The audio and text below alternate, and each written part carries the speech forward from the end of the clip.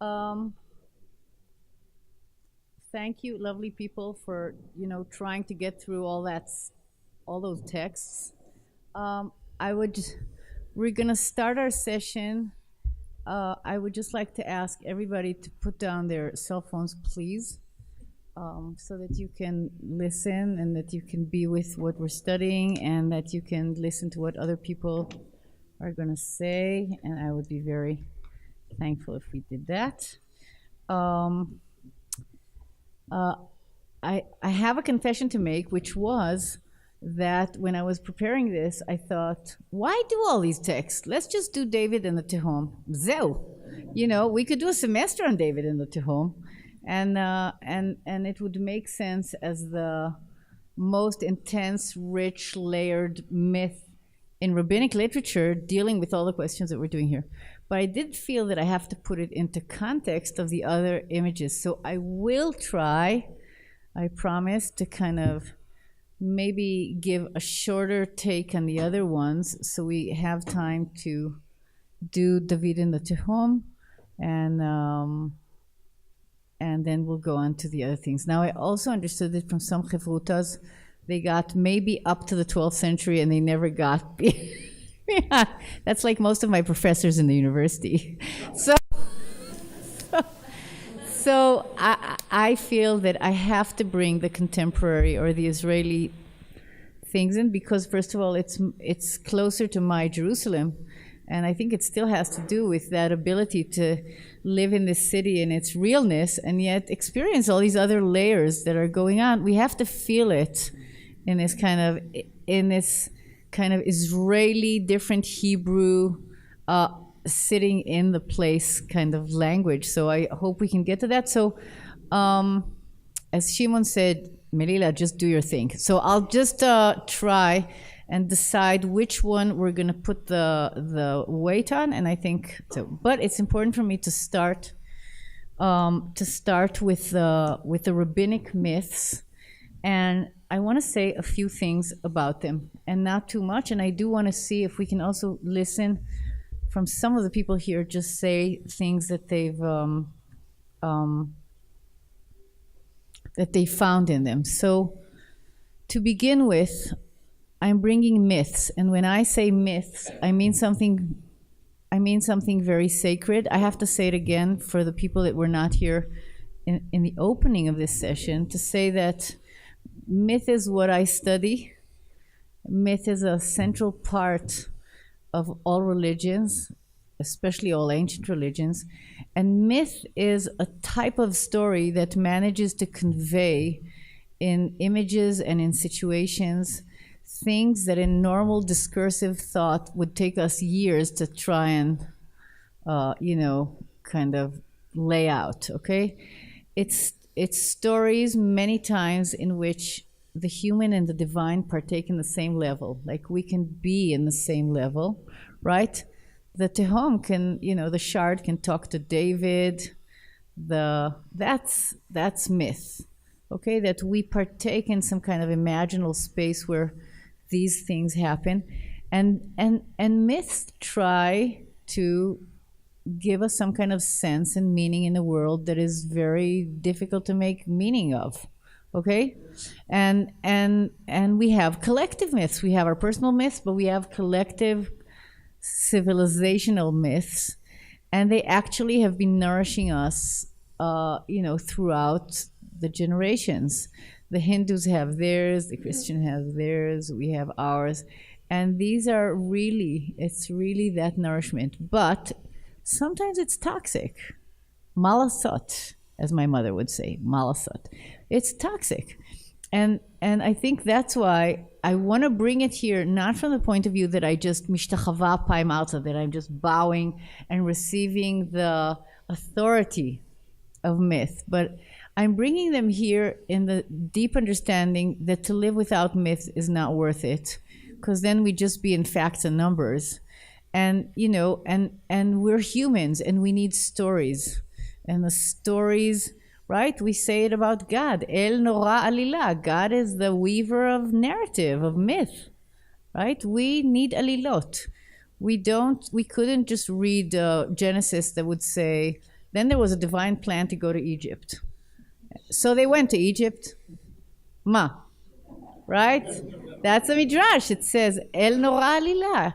You take Joseph, you give him a coat, you get his father to love him. Kilu, that's who we are, I think, in many ways. So I'm just saying, one of the things that I'm looking at is, in what way do these myths feed us? What are the price tags that come along with the myth?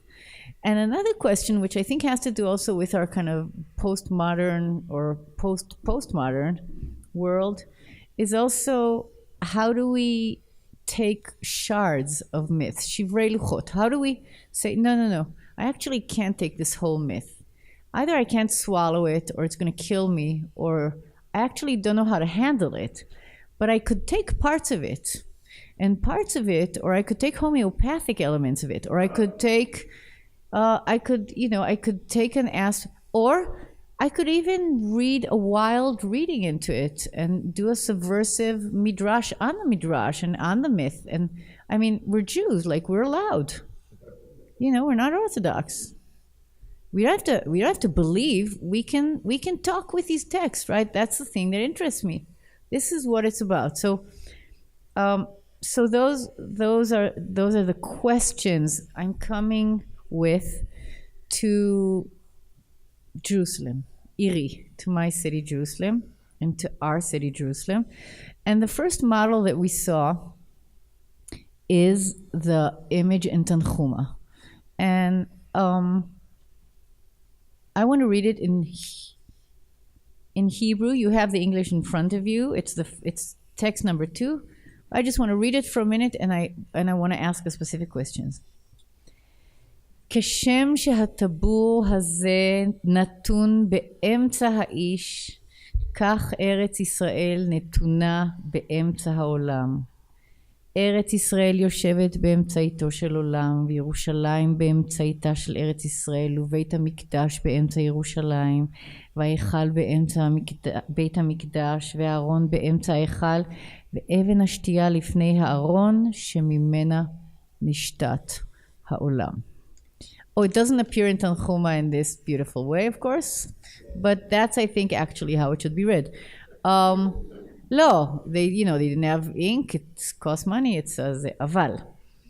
I want to ask you, I want to hear 3 people just saying, what's the experience of hearing this image of Jerusalem? What does it work like, this text or this description? Just, you don't have to think, you just have to say. How does it work? Yeah.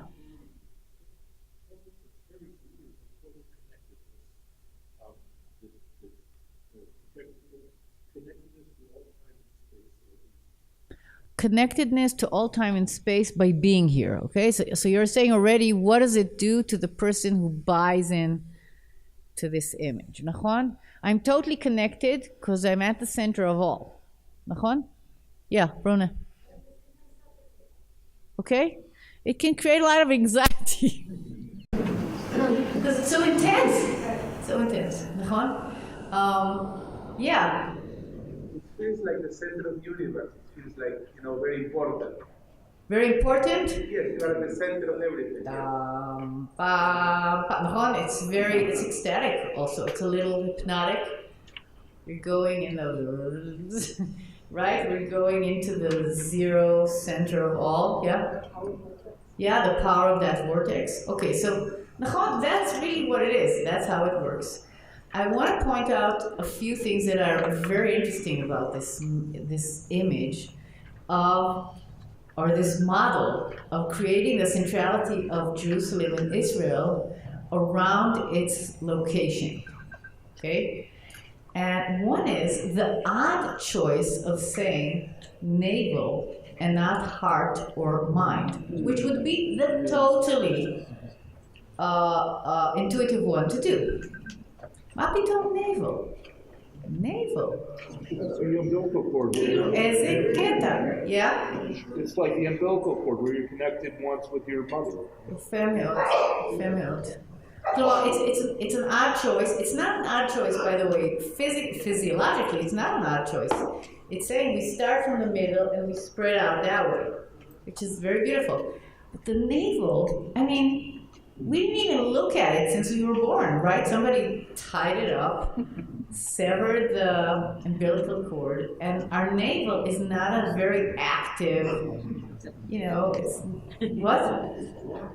blocked, it's closed. We hope that it stays blocked. And it's like a scar, but it is the place that connects us to where we came from. So that's one thing that I thought, yeah. It's also a universal symbol, because in the study of the history of religion, it's referred to as a world navel. Yeah. So it makes perfect sense in world religions, not just people. Yeah. I'm just saying for here, it's very interesting that they choose that they say, this is the navel, this is the archaic, this is what connects us to where we came from. This is how, and then there's another thing that I have to point out that I think is very important for this model, which is we would think it would go bam, bam, bam, bam, right? And then there'd be one thing in the middle. But it says, Ve'aron be'entza echad, in the middle of Kodesh Kodeshim, in the sanctuary, in the Holy of Holies, there is the Aron. There is the, how do you say Aron? The Ark. Ve'even hashtiya lifnei Aron. This is very not in sync with the structure. So now, when we come into the Holy of Holies and we've zeroed into the center of, holiness, we have two things. We have the Ark and we have the Even HaShtiyah. So I wanted to point that out because these are two different things. One is the symbol of what is holy to the Jews. It's the Aron that has in it the Word of God, it has in it the Luchot, if it's Beit Rishon, right? Is the Aron. So that's the most intense. Other people, if you could close your, we have a nice soundtrack, but just close that. Where was I? That it's two different images. One is the Aron, which is the locus of the sacred, and the other one is Even HaShtiyah that seems to be right next to it. Even HaShtiyah is a different thing. Even HaShtiyah is the foundation stone of the physical world, okay? Of the physical universe. So it's in one place. This is not just the holy place spiritually because it carries the sacred authority of the words of God. It's also sacred because it's the physical center of everything. So it's very interesting that from the point of view of their model, they go in and then they put two things. It's the physical center and it's the spiritual center, and that's it. I agree with Rona that it also has a very suffocating, it's amazing because it's like Yossi said, it's like if you're here, you get to be at, the G point of the world. Like you are in the center of everything. This is it. It's the center of everything. But there's also incredible weight, right? What does it mean? Do you wanna possess that place? Is it dangerous? If it only exists in the imaginal, what does it do when there's no temple and there's no Jerusalem? What does it do? Does it give us hope? Does it give us a sense that there is a place that has that quality, which is total center? Okay? Yeah. I'm also painful also. You know, centrism of it, or the narcissism of it? Yeah. And the desire for the whole world to be based on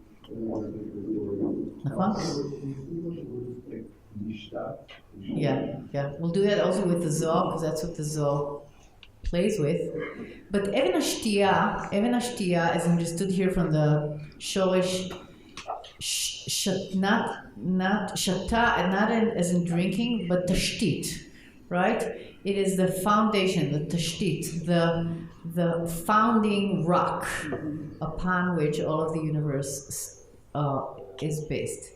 So I'm going to leave this first model but it is very powerful, and I want to say that I'm wondering what it meant for Jews. Tanchuma is after the destruction, okay? These are myths. All the myths that we have here, the rabbinic myths, most of them are after the destruction. So we're talking about myths that are there in order to create a centrality to a place that you do not have access to anymore, right? And think about that in your mythical personal world, in the movies that are the mythical worlds of you or of your children or of your congregants. What does it mean that there is that place? It is different than all other places in the world because you don't have two centers to the world. There's only one place that is the total center where everything started from, right? It can create huge desires to go there, to be there, to die there, maybe kill everybody who's there. You can decide which part you want of the myth, but I'm wondering also, like, what is its nourishing aspect to know that there is a place, and that we as a religion, as a people, are connected to a place. And we'll look at the way Zelda speaks with that question.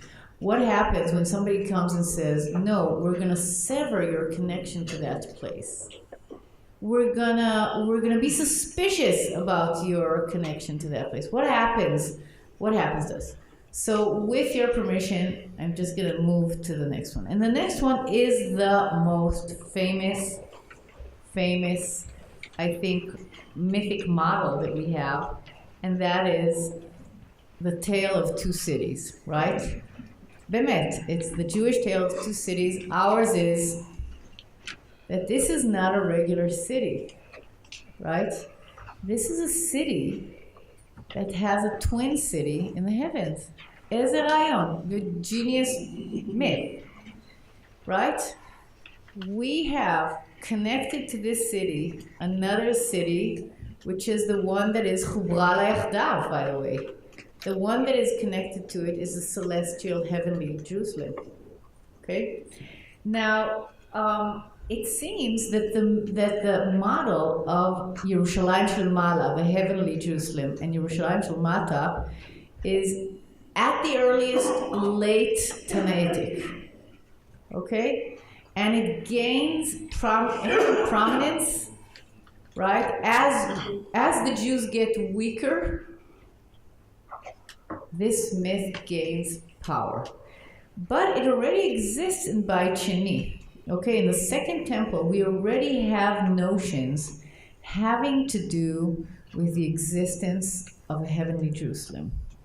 And the question is, what do we have within this myth? So I know that in Daniel's session, he looked at this question. What I want to bring in here is, first of all, the very, very inspirational things that Professor Chaviv Abdaya, who's a poet and a very deep Kabbalah researcher and scholar and writer, has written. She wrote a whole article about the demands that the idea of a heavenly Jerusalem places upon us. Okay? She does it from a very critical position, mainly to the Israeli national religious right. But I'm very proud to be Chaviva Pedaya, okay? And very important, incredible woman in this country. And I'm going to be using some of her ideas when it comes to this. But let's first look at the myth itself. What does the myth do, which is different than the first one? It isn't about centrality, that's concentric circles, but it's about vertical axis, creates a different thing, it's a vertical axis, and it's about the doubling, the idea of doubles. Again, you could say, well, that's very universal, that belongs to world religions. Here is our big axis mundi. right? It's saying Jerusalem is not a regular place, and the temple is not a regular place, because these are special places that, J.K. Rowling understood about. You have to put them into powerful stories where instead of just being mundane reality, they connect you to a different reality. They are the portal. They are the portal. You enter the Mikdash, but the Mikdash is connected to another Mikdash. Okay?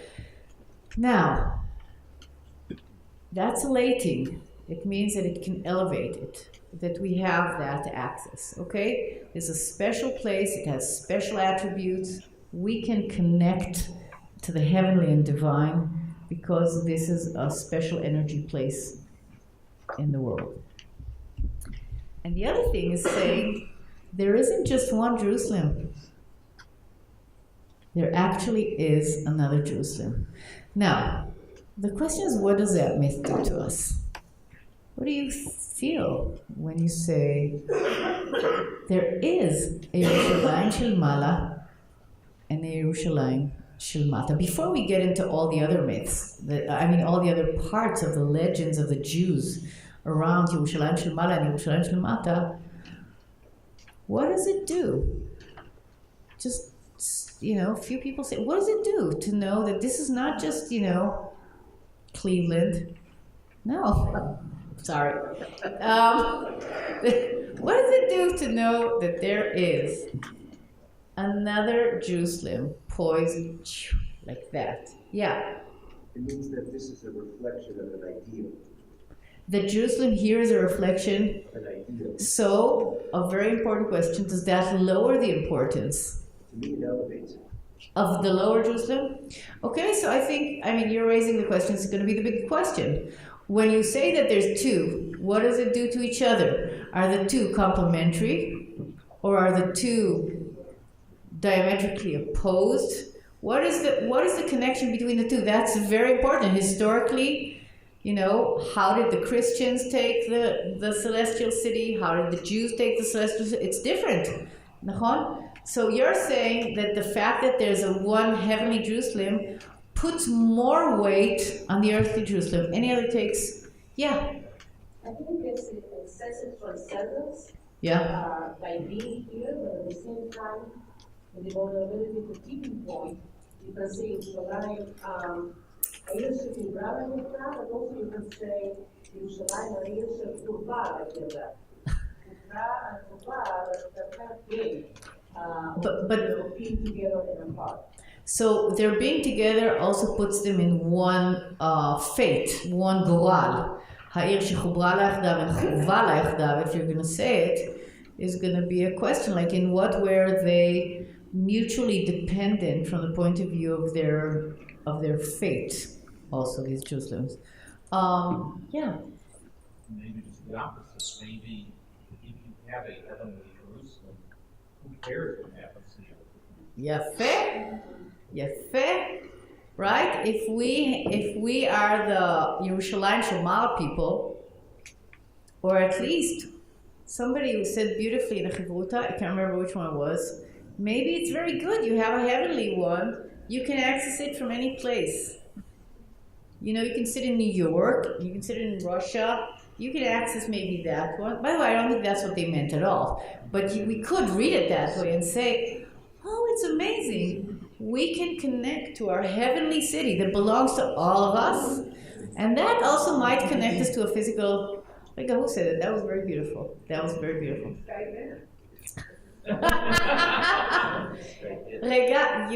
the back. Yeah. No, with the red shirt. You want to... I think the same line that the phrase in Mekevan b'makom, Mishpat v'vodeka, that it's not Mechuvan, that it's pointing to, right? That it's indicating this isn't the place. Yeah, right, but it seems that this is the signifier, not the signifier. Yafeh. So you're saying like Arnie, maybe you think this is the place? If you looked at Ezra, right, at the book of Ezra, if anybody of you got a chance to read, God says, you think this is the city? No.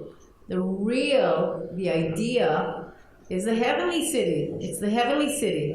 And it's perfect. And it's beautiful. and it's not man-made, and it's a very, very different city. So you're saying very powerful way to take this model is to say, here is a signifier, but the signified is the fact that there is more to reality than what meets the eye, because there's another dimension of reality, and in that dimension there is also a city, but it's a different Yerushalayim. Okay? I want us to, yeah. I just want to raise, maybe you don't have like this, sounds like beautiful also, but maybe the psychic compensation, maybe you want to read it that way, psychoanalytically. Yeah. Splitting and creating an imaginary friend might also be a way of dealing with success of pain or being the case of excessive pain. Right? You can't destroy me, and so before because I have an imaginary friend called the imaginary friends of Yehuda Halevi. We're doing Yehuda Halevi's imaginary kuzars. Okay, we'll get to Yehuda Halevi. Rega, but I want to say, when you don't have a Jerusalem, anymore, I think it's quite an incredible thing to say that there's another Jerusalem.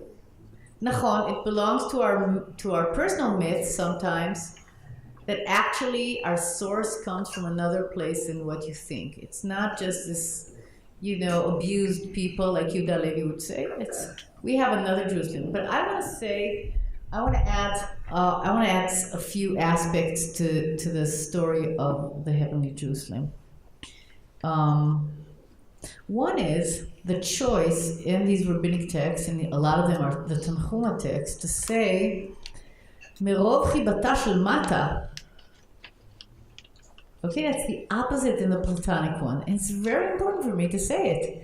Merov chibata shel mata, because God loved so much the earthly Jerusalem, He made for Himself, in the Yud Hei Vav Hei Loka, in the God place, in the God realm, He made one to fit the other, right? It's the opposite than Chazon Ezra or whatever it was, right?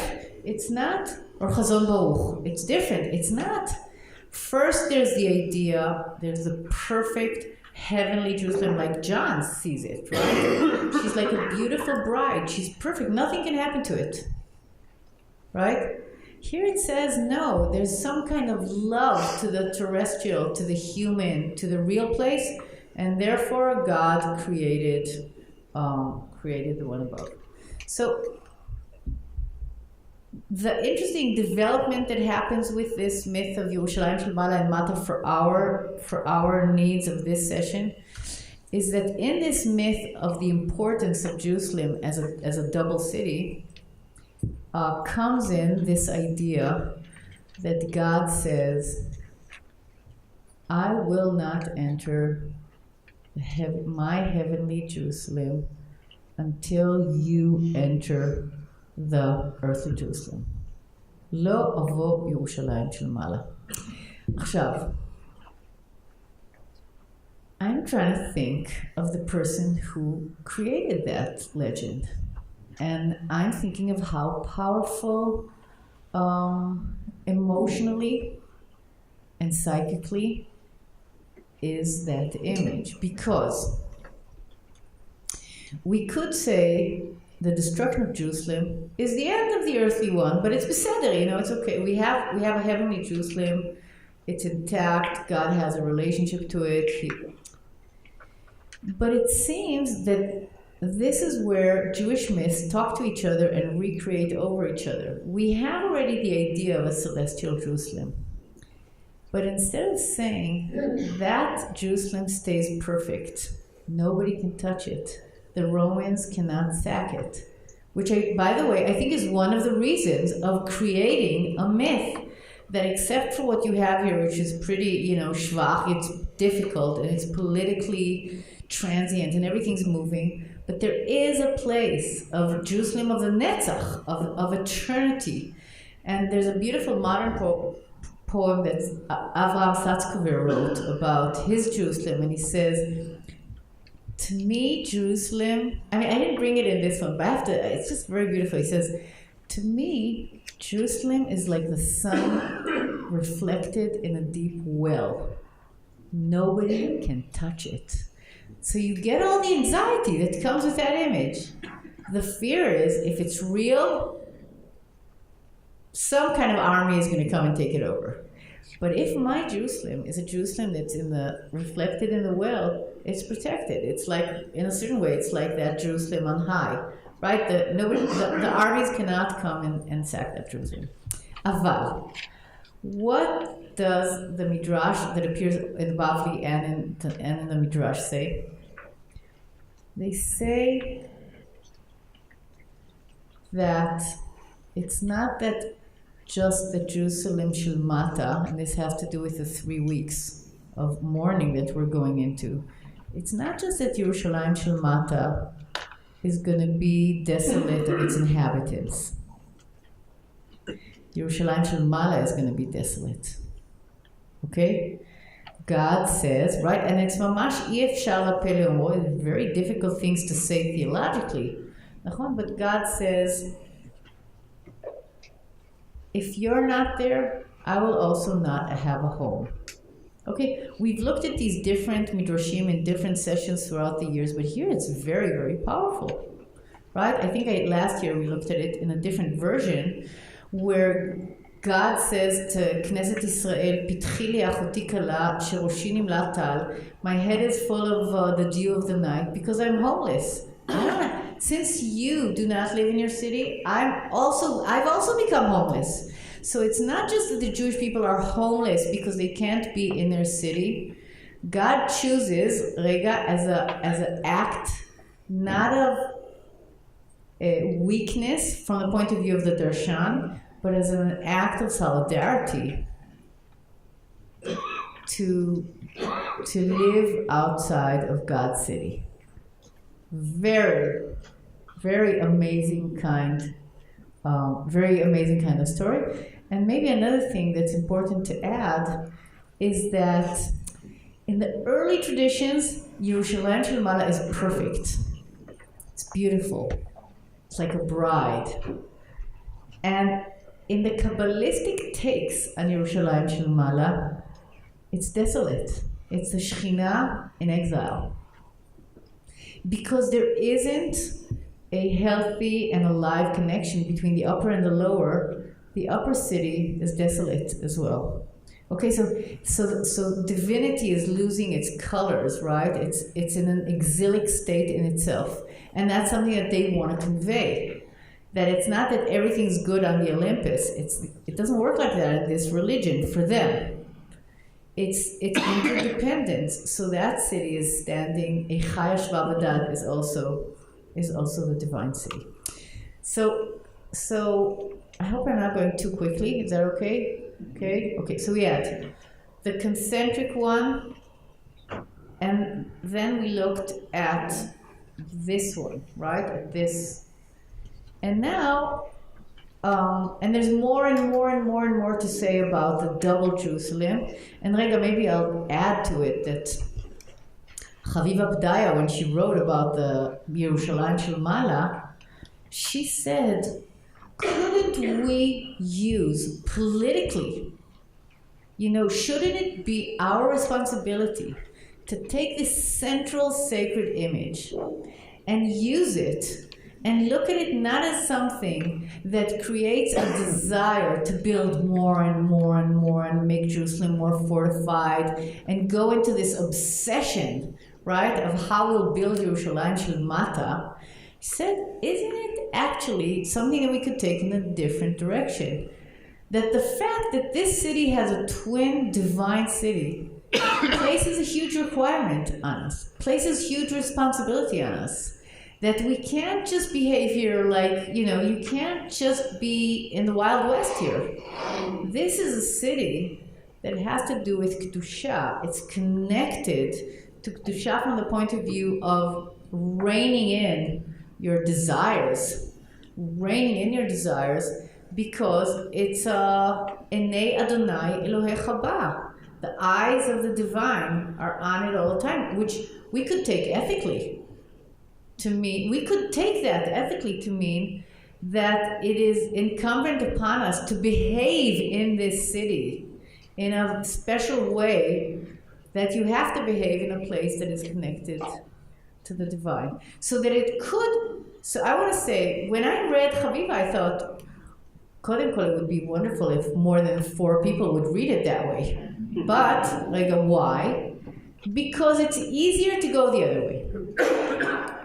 And I'm not saying it here to us as rabbis here. It's easier to say, I'm not going to deal with that myth because the right has or whatever, or more fundamentalist directions of Zionism have taken this to say, no, this means that we have to be here and we have to be in control and we have to make it bigger, and then God is going to come in Yerushalayim Shel Mala and into Yerushalayim Shel Mata, and there's going to be redemption, right?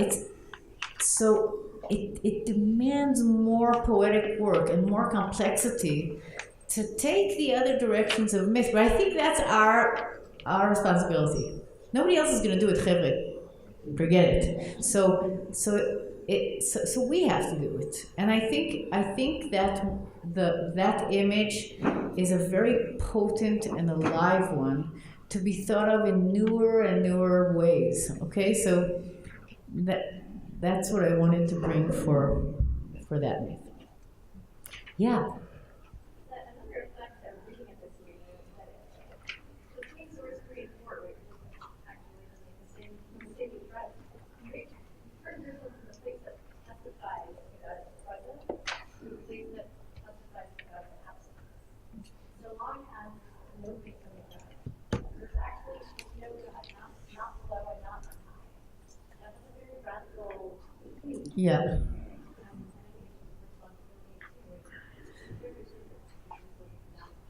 Yeah, I'll just say that aloud.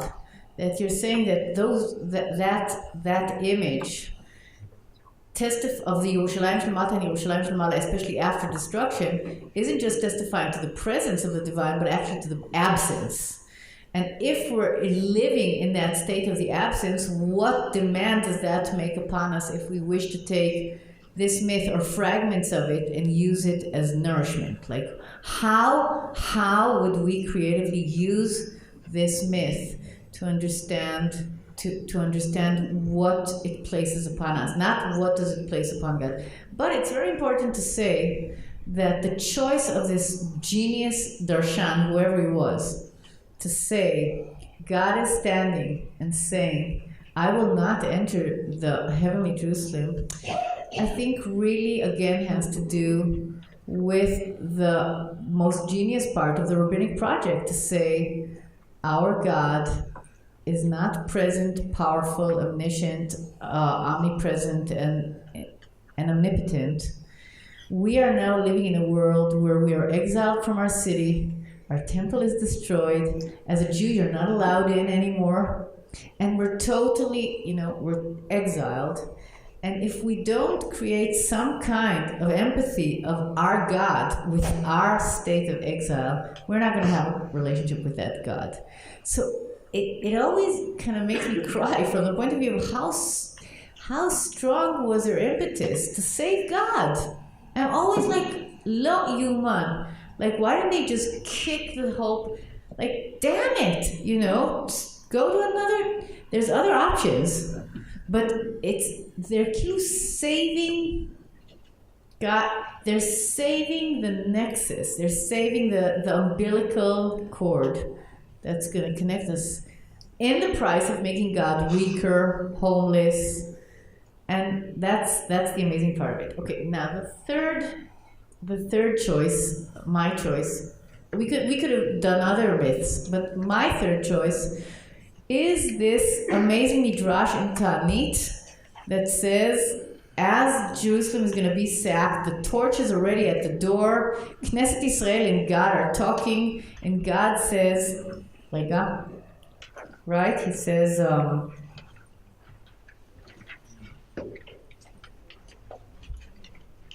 so I always bring this because it's one of my favorite midrashim in Chazal. It's number 9, Babylonian Talmud Ta'anit 4 and bemet, you have to visualize it. The Shekhinah, or Knesset Israel, that's us, and the Shekhinah, and God, are standing at the moment before kryptonite is going to blow up. That's what it is. Nothing less dramatic than that. Everything is going to change from now on. Jerusalem's going to be destroyed. And the only thing that she says, these two lovers, Knesset Israel and God, she says to him, Simeni kechotam libecha, don't forget me. Don't forget me. And the language of this kind of love talk where he says, no, don't ask for me to be as rain. I'll just be for you like dew. I'll be ketal.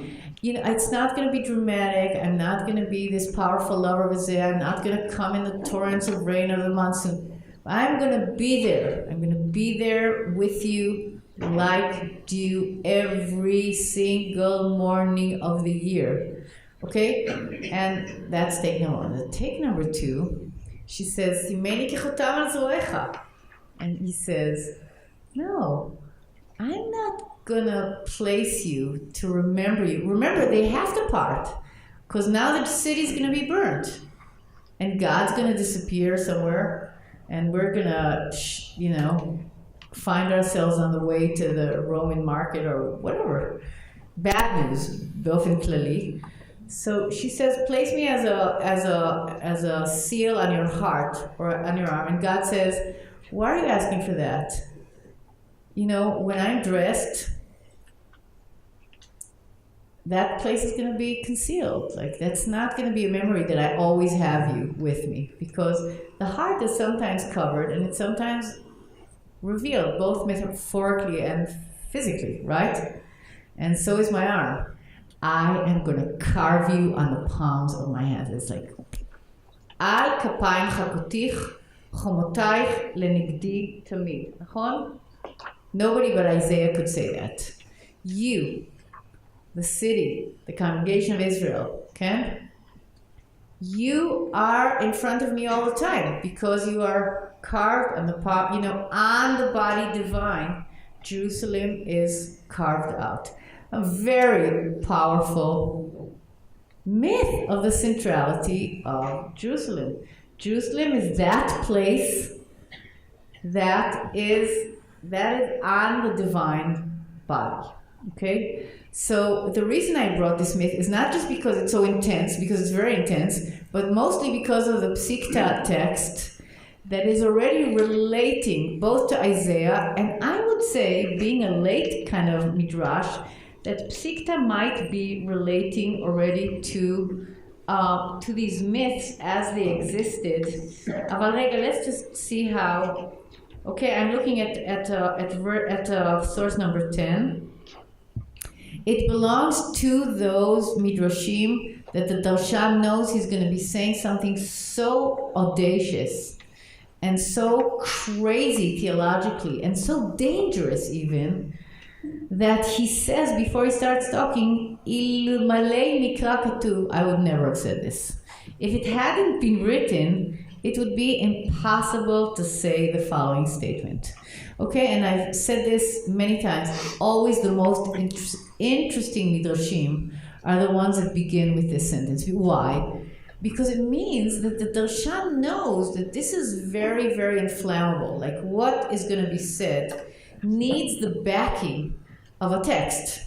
Now, it's not that they read the text of Pshat, but it's that they find something so that they can say what they are now going to say about God that is not going to be your general, piety-laden talk, okay?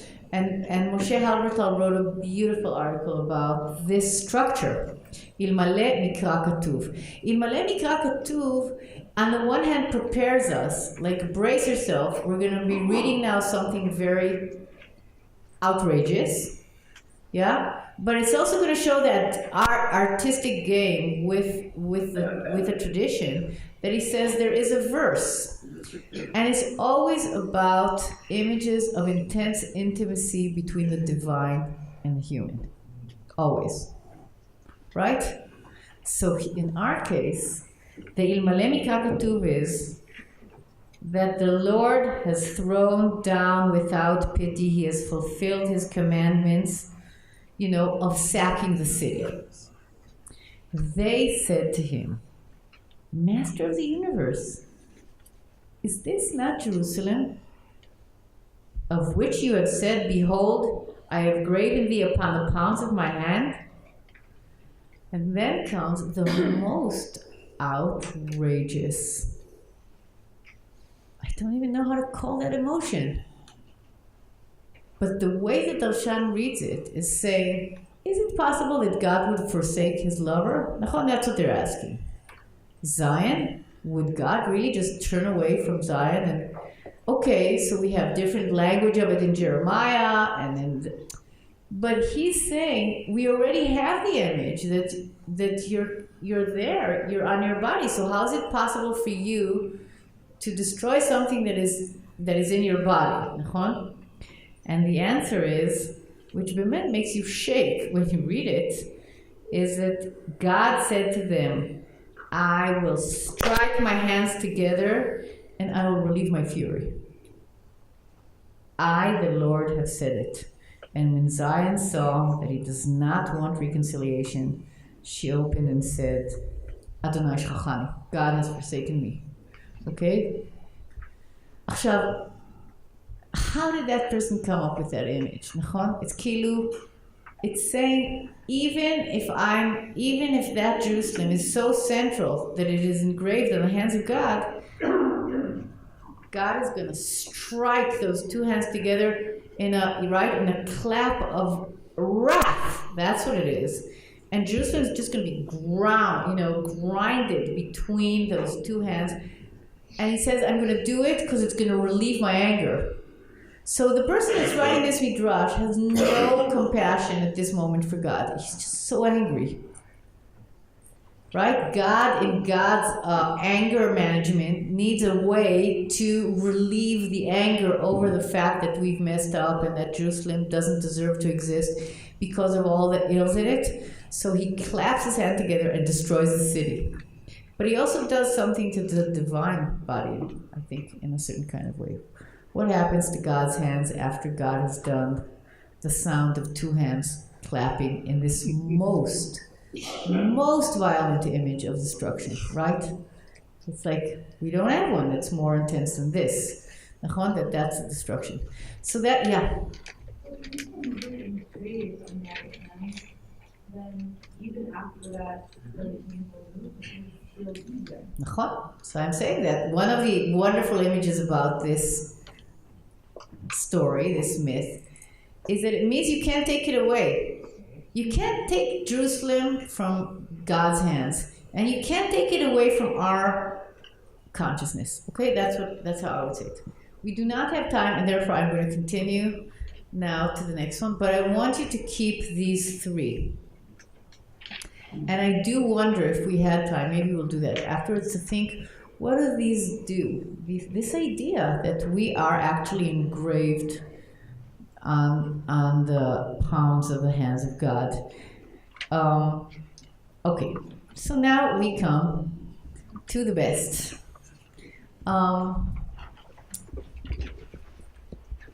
For some people, I was in different chevrutas. This was their first encounter with the story of David and the Tehom. So I just want to say it's mamash worthy of a shechianu, because, lo bemet, let's be fair, the story of David and the Tehom is one of the richest myths that we have, okay, about the question of the attractions and danger of, holding or being in the center of everything. Now, the story exists in many, many parallels, and there's articles, very scholarly articles, about how this kind of folk agadah, folk legend, moves and gets different, or as in India, it gets contextualized differently, because these are oral tales that get moved around, okay?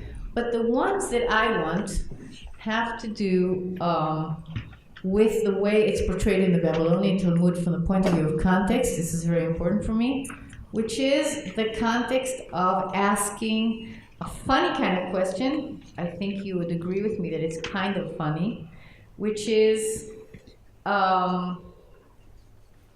What is the meaning of the words Shirei Ma'alot? It's kind of a funny context. By the way, what is the meaning of Shirei Ma'alot? Pshat, does anybody know? Yes, steps of the temple. It's the musical hangout. It's where the Levim stand with all their beautiful musical instruments, and that's the musical. You know, you walk up, and there's music everywhere, right? Religion needs music, and we need more actually than what we have. And there it is. Okay, so.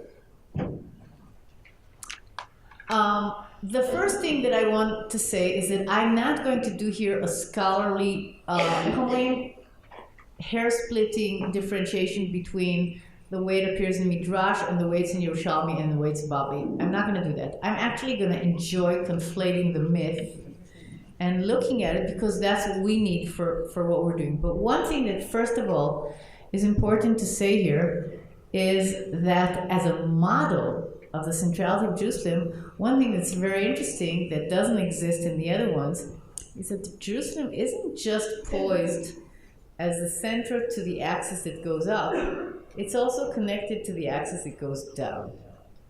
Okay, Jerusalem, or Beit HaMikdash, or Kodesh Kodashim, or the place of the Mizbeach, the Shittim, is the place where the great abyss resides, and it is the real kind of axis mundi. It connects all the levels of our reality. It's the underworld, it's the inhabited world, and it's the celestial world, okay? And it's all connected through Yerushalayim. That's very interesting, okay? We could also say maybe it's the opening of hell, right? Like Gaben, maybe it's the opening of hell. That's Hebron. That's the opening of hell. And that's the Midrash. That's also the opening here and there. Okay. So let's go with the story in this form. As you saw in the verses in Chronicles, David is not even allowed to come close to the building of the temple. The building of the temple, which is his big fantasy, big dream. David is a person of desire, huge desires. He wants to build a house for God. He says, I will not sleep, right? It says in Tehillim, I will not sleep until I create a house for my God, which is a good reason to create communities, it's wonderful. I will not sleep until I create a mishkan, like a place for my God to reside, or where Shekhinah would come fluttering in. That's what we do. And what is the answer? The answer is no, right? Big capital N, big capital O. David, you are not going to be the person who's going to build the Mikdash. And you're not going to be the person to build it because your hands are so bloody, right? You cannot build a temple that's supposed to be a place of peace. You cannot build it when your hands are so filled with blood. Nachon? And the hope, Nachon is saying, but your son who will be a man of peace, Shlomo, your son will build it. So we have to remember that when we're entering and we're trying to cast and create this movie, we have to remember that behind it lies a big no. David is not allowed to do it. So when we come into the story and it says, when David came to dig the foundations of the temple, he dug 15,000 feet and had not reached the deep, right? Or when David dug the pits, so the first question to ask is, what the hell is David doing there? So tell me, what the hell is David doing there? Yeah. There are other texts in Chronicles that talk about David building the temple, gathering materials, and Solomon does the last bit. So you have this counter tradition that's right there next to this chronicle story that we have, that you gave us, which says essentially David over here. Okay, so let's be really thoughtful about that. If somebody says to you, you cannot build a temple, especially if you're like doing it now in kind of halachic, okay, I can't, like Ron was saying, okay, I can't build up, maybe I can build down, you know, kamash malan. Maybe this is very rabbinic. I'm not allowed to build, but I'm allowed to dig. I am allowed to dig. I'm not building, right? Sounds like some of the newspapers you read in this country every morning. I mean, it's amazing. First of all, it's also very powerful. Okay, but I'm allowed to prepare, I'm allowed to bring the wood, I'm allowed to do all that. I'm going to do. I'm making sure that the temple is good. Okay, so I won't be the person to put the foundation stone. But actually it's going to be my project. Yeah, somebody there wanted to say something about, do you want to say something? I thought somebody wanted to say something about David. Ken. We visited that center for building the temple, and he emphasized that whatever they do is called a rehearsal. A rehearsal. Okay, so I want to go into the story. David is digging the shittin, okay, and the shittin are the hollow ducts that go from the four corners of the mizbeach down to the shiloach, down to the aquifer, okay? Those are the shittim. And it says in Talmud, shittim mecholelim v'yordim ad hatehom. They go all the way down to the water. So according to the legend here, David is digging these shittim. And, okay, those are the shittim. And what happens? He comes to this cluster, according to Sanhedrin, Yerushalmi. And here the Disney version starts, which is so beautiful.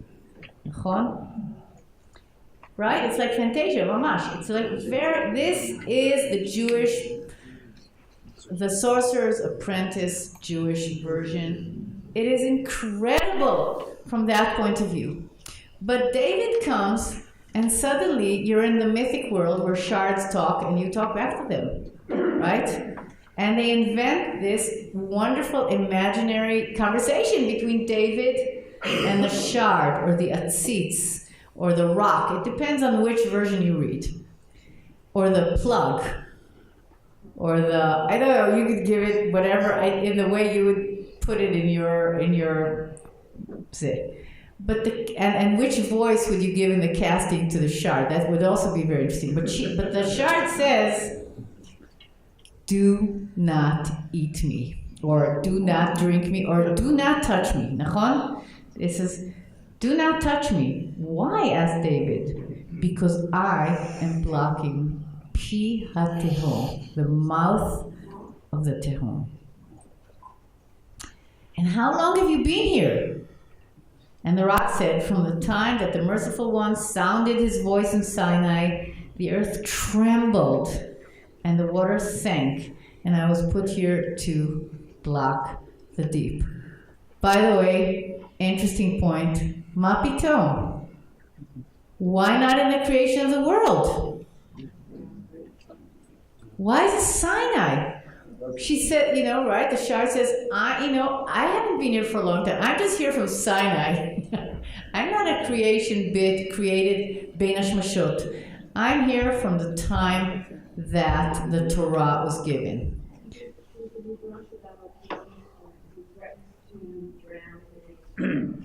Yeah. So the Torah actually causes the okeanos to go down, so we're going to look at all those myths in a moment. Yeah, we're saying one thing. You were saying that there's a myth that says that the ocean, it's wanted to submerge the world at Sinai, when the children of Israel were standing at Sinai. I would say that there's another element here. The shard says, Chevre, I belong to religion. I'm here from the time that Yud-Heh Vav-Heh gives a Torah. Torah is the law. Torah is law and order. And when that was given, I, Tehom, Tiamat, the Great, had to mitztamtzem. I had to lower my manifest presence in this world. Okay, you could cry when you hear that, you can be happy, but the Shar just says, I was put here as the mythic plug, boom, and now there's not going to be that relationship. Okay, so let's just talk for a moment. Jerusalem is placed on the mouth of Tehom. And what does David do after hearing, the most clear things about this? Even so, David did not listen. Okay. Why did David not listen? It's like, why would David listen? Like, when does he listen? That's one option. Did you wanna, why doesn't David listen? He's arrogant. He's arrogant. Say more, yeah? He's curious. He's curious. Yeah? He's impulsive. He's impulsive. This David. King David has different aspects. He has very amazing aspects, and he has very problematic ones. That's David. You can't take that away from him. Yeah. He didn't succeed in all the things he succeeded in by listening to people said you can't do it. See, for example, the life. Well, that was a very young, amazing Bemet David. And that's a very gracious reading of saying, you have to remember, this is what gets him into trouble, but this quality of that curious quality of Ben Ishai that nobody even counted in, that could come and say, oh, forget about those clothes, I'm just running in with my stone. It's true, I think you're saying something very important from the point of view of the collective image of David. But David, this woman belongs to someone else, who cares? So what? So what? It's like, I'm David. David is very archetypal. He's not willing to abide by the law that has to hold most of us people. And that's David. That's the chukah. Maybe that's why he's an incredible poet. Maybe that's why but it's very problematic also. In this story, it's very problematic. Because what happens?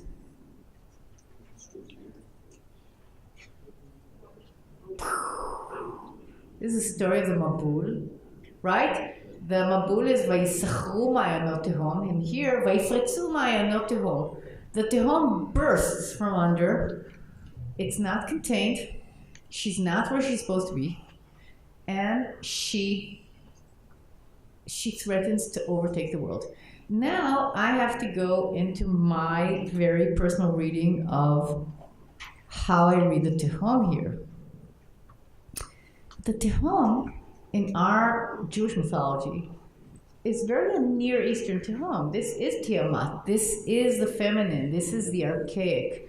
This is the subconsciousness of humanity. This is the subconsciousness world of wisdom and creativity of God in a certain kind of way. This is what was before Bereshit bara Elohim. There was only water.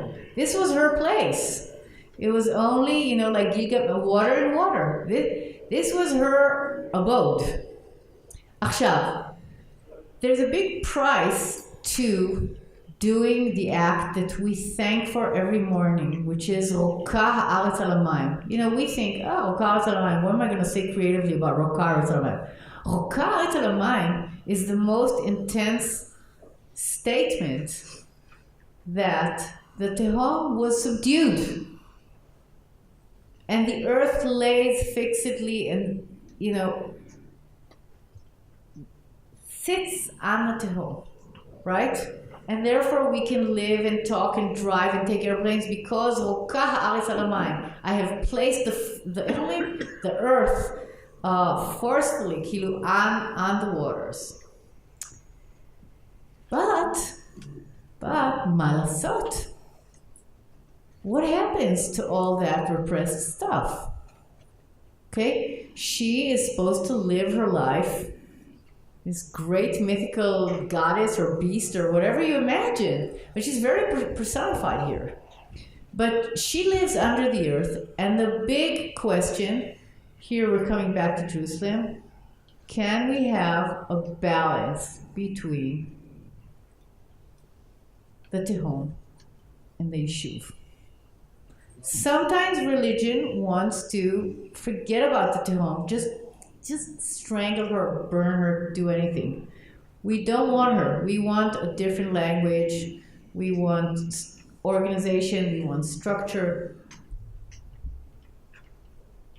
But when she's subdued to that level, and David doesn't have the humility to leave the shard or the cork where it is, and he doesn't listen to that humble, I don't know how we would portray it, that humble persona called the shard, saying, don't touch me. And he says, of course I will, and he takes it off. It doesn't seem that the waters of the Tehom come happily, slowly bubbling up. So from that point of view, Fantasia, was very interesting and just showing, like, you're arrogant and you think you know how to deal and you know how to solve problems. See you solve this one. How are you going to get the waters back? It seems that the waters burst, and actually that there is an anti-cosmic huge desire on the part of this water to overtake the world, right? It can make us, think of what it would mean psychically when that water would take over. So everybody's in huge anxiety, in these stories. Everybody's in huge anxiety. What are we going to do? And what do? According to one of the versions, you go to the smartest person in the world and you say, give us a solution to solve the conflict in the Middle East, or whatever. And what's the answer? That there is an answer. Achitophel, who's the bad guy, wise guy, right? Remember, he's very archetypal in this legend. But Achitophel, who was the wise advisor of David, and who the Tanakh says that the word of Achitophel was like the word of God in his generation. He was the wisest person in the world, okay? And what did Achitophel do? Achitophel crossed the lines, right? He went and joined Shalom in his desire to make a coup and take over the kingdom from David, right? That also didn't work. And in the end, they didn't take Achitophel's etzah, and Achitophel went and committed suicide. Okay? Achitophel went and committed suicide. But the myth here takes Achitophel because of the need for the wise counselor. And what does the wise counselor say? How do you subdue Tehom? It's a very powerful answer, and it's a very painful answer also, because it all has to do with gender politics in the world in the end. But they say, we know what to do. You take a shard, you write the Shema Meforash, and you throw it into the water. Nachon? Because if God agreed in Sotah to have his name written, on a piece of something and thrown into the water that the suspect adulteress is going to drink in order to maybe bring back the couple together, because you're going to find out that maybe it was just a suspicion and a romantic jealousy, then of course if the world is in danger of being destroyed, of course God agrees for his name to be thrown into the water. And what happens the moment Yud, Hey, Vav, Hey is thrown into the waters, right? She disappears. She runs away. they're mutually exclusive. Right? What's that? She runs away. Yeah, but like Ron is saying, she runs away too much. She disappears, mamash, and you can see it, if you see it visually. She disappears down the sink drain, and then suddenly we're saved. The world, humanity, politics, the newspapers, everything continues as if nothing happened. As if nothing happened. Yeah? And the masculine God of Israel and of Sinai and the Tehom, at least in this round, the God of the inhabited world wins over Tiamat, or Tehom, and she runs away and she goes down, but she goes down too much. What a story. What happens when Tehom goes down too much? The world's going to be destroyed. It's like killing the Yetzer Hara. It's like taking away the creative. It's like taking away the feminine. It's like, you can't. It doesn't work. It just doesn't work. Okay? She's too low down. And slowly, instead of the world being destroyed by her water, it's going to be destroyed by her absence. Everything starts shriveling. And when it happens, comes the most beautiful part of the story. By the way, you can teach this. I've taught this to kids. I think this is the best story. I think it's just an amazing story. But let's open up for a moment something about what David does. According to the version here,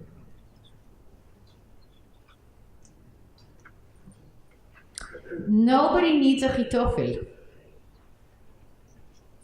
Nobody needs a Achitophel now to give us the wise counsel of now, how do you save the world from the dryness and from the lack of the connection to the underworld?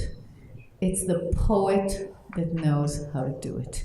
It's the same David who was first arrogant and violent and raping in a certain kind of way. David, it's that side of David. But David is also names Mirot Israel. David gets it. He doesn't come with arms, and he doesn't come with special bombs, and he doesn't come with, drills. Doesn't do that. He sings to the Tehom. It's one of the most beautiful moments of Chazal. He sings. He knows how to talk with her. He really knows how to talk with her. The shard thrown in the water, that doesn't know how to talk with the Tehom at all. But David sings to the Tehom. He does his poetry to the Tehom. Every Shir Ma'alot that he just comes up with, and this sounds like, spoken word, just comes up, it wells up in David. Every Shir Ma'alot, the waters of the Tehom rise. 1, 2, 3, 15. Achshav, it's so Jewish that on the one hand, all this is to explain why do we call them Shir HaMa'alot and not Shirei HaMoradot? We don't know what. So that's a contextualizing thing. But the amazing thing is that it's that David. So like David, the Tehom, now have to come to a different solution of the relationship.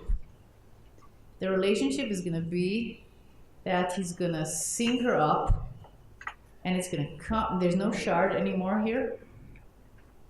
You have to keep the equilibrium. And the equilibrium will not work without the artist. It will not work without the poets. It's not going to work without the musicians. It's just going to stay dry. But you have to keep it at a level where it isn't lethal, where it isn't just going to drown us out. Yeah, I want some responses. Yeah. thinking about the soda, I think like the use of soda with other metal is very powerful. Like, I mean, obviously, Yes. obviously he's removed other things, openings, you know, uncovered openings that you should not have uncovered. Right. That led to destruction, and but ultimately also led to Shlomo. So it's very powerful to think also in the images of war, not only is the separated from the outside, but also comes back and kishes, and thinking about also the Soka, that the waters of Soka also destroyed, like the insides of the woman. Destroys that the very thing that is open shouldn't be open. So it's almost like it was like a Soka ritual when they threw the Achitopel threw the name of God into those waters to see if indeed David was really truly guilty. And the answer is that he wasn't truly guilty because the thing that destruction also is the thing that opens his mouth. The same force opens his mouth and sings the songs that were never in the past. Yeah, I would say, or maybe not. I mean, but I would say, Sharei Midrash are not neulim to like, how do we understand the way these Midrashim want to portray David?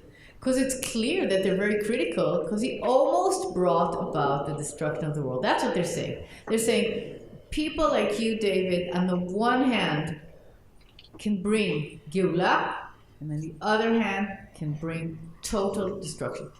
Most of us generally will tend to a more temperate, you know, we'd rather not have lo midushicha velo miuktecha, and like, but on the other hand, he's a totally archetypal image for us in our religion. David Melech Yisrael Chai V'Kayam is not stam. It's because of this powerful, projections onto the image of David that all Chazal and all poetry do to the Dmut of David. But what I think is so powerful in this Midrash, looking at the question of the danger and the seduction of taking ownership over the center of everything, is that it seems here that the solution and for this situation and the way one should be around the sacred and around Jerusalem as the place where the law and the subconscious are connected, you have to be very careful. You have to do lo b'chayil v'lo b'koach. It's not going to work if you bring more and more, violence to that place. Actually, you have to back off, and somebody has to figure out that language that poetic, sacred language or music that's going to create a better equilibrium, which I think is very, very inspiring for us to think about how to be in this place, which can be so conflictual. What does this story feed in those ways? Yeah. I think that we can be an apologist for David as well. Yeah. That while Chazal certainly may be critical, that I think he recognized his divine responsibility to be an agent to protect this world. And I see it as a shade of Yerushalayim Shel Mala and Mata as well. While God is sitting on the kisei to protect us from the mabul, from the waters from above, as the Sefer Breshit shows it, David recognizes that it's the human agency to sit and have Jerusalem sit on the waters from below, so that we are linked to God's function. That's beautiful, and also as his image will be developed in Kabbalistic and Zoharic reading, David is the feminine. David understands the feminine. That's why they see it not just in a critical way, but he's saving, just like he's destroying. He also, it can be the dark side of the moon. David is the moon. David has the other side. And that other side is that ability to bring Yeshua where nobody else can do it. Yeah?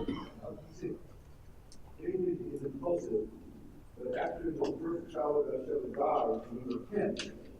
That's his real moment of spiritual mastery.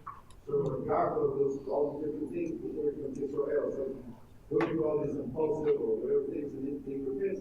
That's the moment where he masters the balance between impulsiveness and wisdom. Or between, you know, So you're saying in your reading it would be like more, this is a myth about David, right? Which we could say, because, no. Yeah, that, no, but I mean, we could follow the biography like David was saying also. That this, all the time, we're reading this, but it's all the time echoing David's biblical biography, or epic, the epic. Beautiful. I'm taking it really more to this idea that's so radical that sometimes the way you have to fix things is not at all with the same paradigm of the way you messed it up. It's not going to be, the conflict is not going to be worked through, in this case, by the same tools that brought it about. I think that's a huge teaching for us, looking at this question. So if you're in this place, which is the center and the attraction, and you want to be there, and David wants to build it in, okay, so here's the price that you're going to pay for it. These are the things that are going to happen to you when you choose to be there. So, we could go on and on and on and on about this story. I hope you teach it in every age group that you know, because it is one of the best that we have. And it is one of the best talking about our subject, but I have to say a few things about the modern stuff. So I'm going to kind of skip the Middle Ages, even though that's my stuff. But that's my, I'll do Anvitanut, and I'll give up on, I'll just say one sentence. Yehuda Halevi, the biggest lover of Jerusalem, the longing poet, the guy that invented the imaginary Kuzari friends for the Data Bzuya, for the downtrodden religion of Judaism. He is the one for whom the desire to be in the real place, to break beyond Jerusalem as an image, as a symbol, as something in a text, as something in liturgy, that's very, very powerful. To say, I'm willing to give up all the riches of Spain, just not to build Jerusalem, just to sit and weep in the real ruin. So it's about the real and the poetic, and it's about the real and the symbolic, and the real and the imaginal. And I think from that point of view, we don't have time to do a lot of Yehuda Halevi, but I brought, I think, the 3 poems that you can see it. He says, I am an asir ta'ava. I am hostage to my desire to Jerusalem. So some people will say it's obsessive, some people will say, but that melancholy aspect of Yehuda Halevi, of desiring to be, what is Jerusalem? Jerusalem, for him, is the place that holds all these stories of the Tanakh. That's the centrality of Jerusalem. It's a very different type of model. Jerusalem holds, even though it's ruined, Jerusalem holds the energy of all the stories that happened in Eretz Israel. And that's why he says, just give me wings that I can go there and I can feel, By the way, I must say that for me even, Jerusalem is partially that. Jerusalem is the stories of all the layers. You stand on Har HaTzofim, you think you're watching the Temple Mount, you're watching like all these layers of fantasy and prayer and blood and quests and tears, and everything's flooding into that place. And for many of us, that's Jerusalem. Jerusalem isn't made just of the physical alleys. It's all those things together. So I'm going to leave him on the side for a moment, and I want to say, and the Zohar that does a different take, which is taking us into the dynamics that created the centrality myth of Tanchuma, is taken up by the Zohar to describe this act. The act of taking the gemstone. It's the Shekhinah also. But I'm not going to do it because we just don't have time. Malasot, we'll do it some other time. Okay? To take the gemstone and allow everything to grow. But Rega, don't go away. Zionism really downplayed Yerushalayim Shel Mala. Okay? And in this beautiful book called Tzipor HaEven that Chaim Be'er, the author Chaim Be'er, put together an anthology of the poems of Jerusalem. I think here he goes from 1930 till 1980 maybe. And then there's another wonderful book that came out in the last decade, which is called not Tzipor HaEven, not the bird of rock, of stone, but the bird of fire, which is the songs of Jerusalem, or the poems of Jerusalem from 1980 till now. Very different, by the way. But what is very, very interesting, and Chaim Be'er writes about it very beautifully, that what's important about the contemporary Israeli, or Palestine, Israel, Palestine before 1948, and then Israel poetry, is that suddenly all the chukah, all the desire, goes to Yerushalayim Shel Mata. Right? Who cares about Robinson's Arch?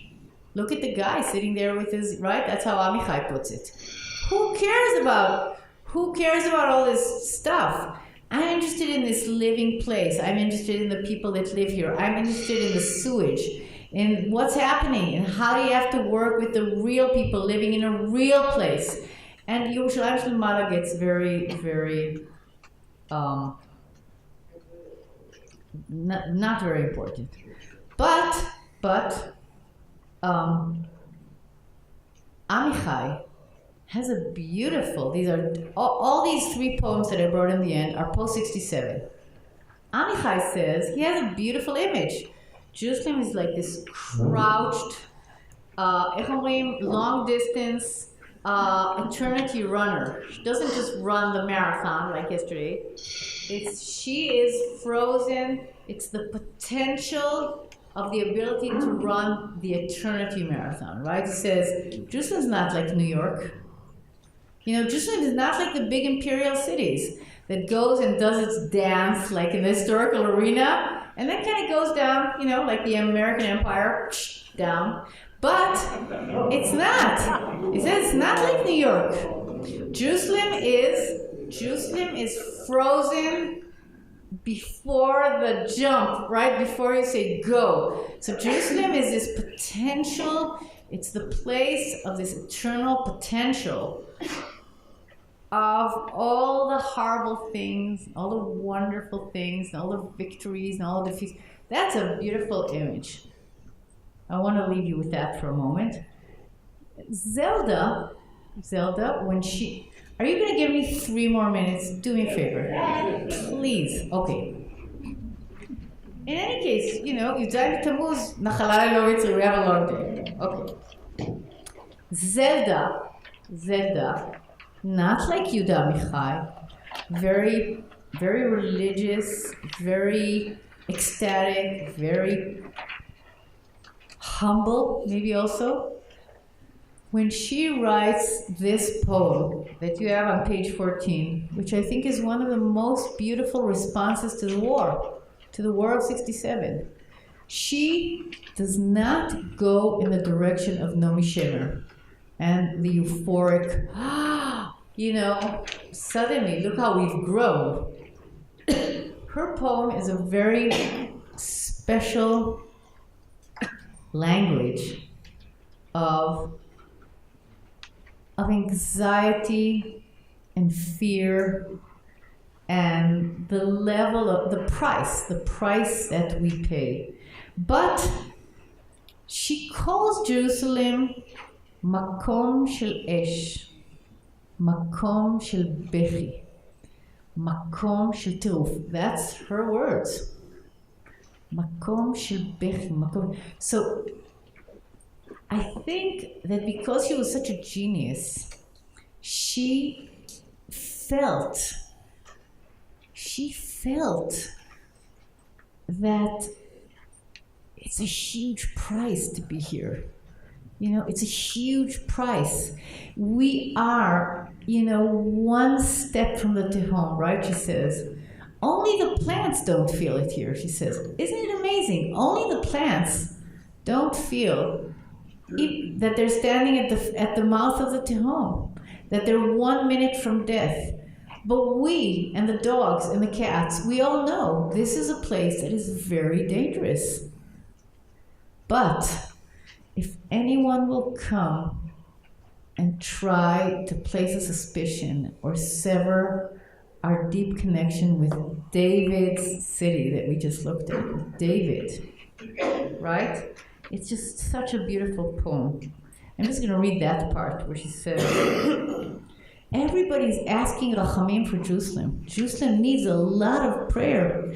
Every Chatan and Kala, every bride and groom are praying that horizon won't just crumble. But she says, it's only the olive trees that feel, like Amichai will say, it's only the stones of Jerusalem. They feel. And she says, and when a foreign enemy king tramples our ties to the city, upon whose neck a loving prophet, that's Isaiah, hung sapphires and turquoise and rubies, right? Besapirim al bishar. That's Isaiah promising the desolate city that she's going to be dressed in these gems. And he says, the silver treetops tremble like my heart. And when a foreign enemy king crushes our awesome love for the city of David, the roots of the olive tree hear the small soldier's blood whispering in the earth, the city is laying heavily on my life. That was her choice. That was her response to 67. Okay? There's something that is weighing. There's a huge price, right? There's a huge price for this Jerusalem. It's that soldier lying, carrying the weight of our desire for the city and our inseparable connection to the city of David that actually placed him there, by the way. He finds himself under the earth. So her choice, which has become a very famous line, Ha'ir hazo rovetzet al chayai, is the very heavy aspect of that thing. But she's not willing to say, and therefore I would rather have a different, that's Zelda. I'm not going. I know it's very dangerous, but I'm not going to give it up. This is my lifeline, is my connection to that city. So I want to leave us with her. We do not have time to do Meir Ariel. I would, but I do not want to take your time, so maybe we'll do it for people that want to do it in the later part. What I will say, Rega, 1 minute, is that when Meir Ariel wrote Midrash Yonati, he wrote about Jerusalem something that has never been done before him, which is that he chose both the ballad and the popular and the midrashic and the prophetic to stand and say his words about the Jerusalem that he is experiencing, the occupying Israel, Jerusalem. What is he seeing that has happened to Jerusalem, to its religious leaders, to their religious language, in the most potent protests, okay?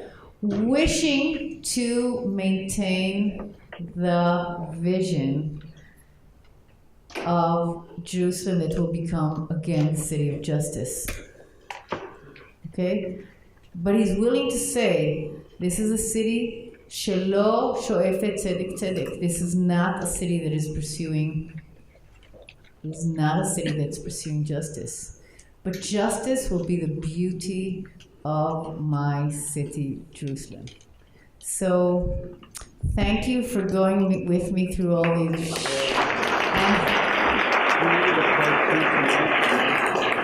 And we'll leave Meir Ariel for next time. Thanks.